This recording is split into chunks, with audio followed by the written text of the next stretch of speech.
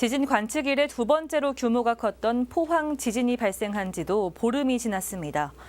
하지만 여전히 여진에 대한 불안은 남아있고 더 이상 대한민국이 지진 안전지대가 아니라는 우려가 커지고 있는데요. 때문에 내진 설계에 대한 관심도 높아지고 있습니다. 그렇다면 내진 설계 얼마나 돼 있을까요? 이혜진 기자가 알아봤습니다. 지난 30년간 내진 설계 기준은 꾸준히 강화됐습니다. 1988년 6층 이상 신축 건물에 안에 내진 설계가 의무화된 이후 5차례에 걸쳐 기준이 강화됐고 올해 12월부턴 2층 이상이거나 연면적 200제곱미터 이상 건축물로 범위가 확대된 상태입니다. 사실상 앞으론 대부분의 신축 건물이 내진 설계 의무 대상이란 이야기입니다. 문제는 규정을 적용받지 않은 기존 건축물들입니다. 국토교통부 발표에 따르면 민간 건축물 약 264만 동 가운데 내진 설계가 적용된 건축물은 20%에 불과한 것으로 나타났습니다. 서울의 경우만 살펴보면 내진 설계율은 30% 정도 수준입니다.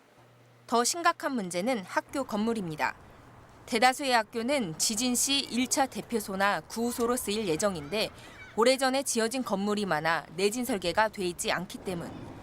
전국 학교 시설 중 내진 설계가 된 곳은 23% 수준에 그치는 것으로 조사됐습니다. 서울 지역의 경우도 학교 시설 내진 설계율은 26.5%로 낮습니다.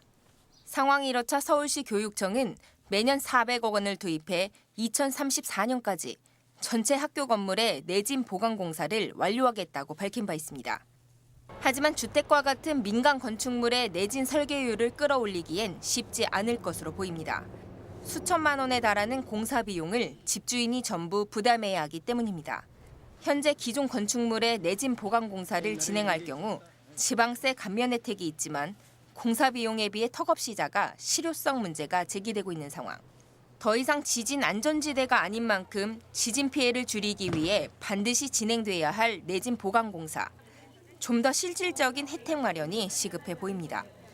딜라이브 서울 경기 케이블 TV 이혜진입니다.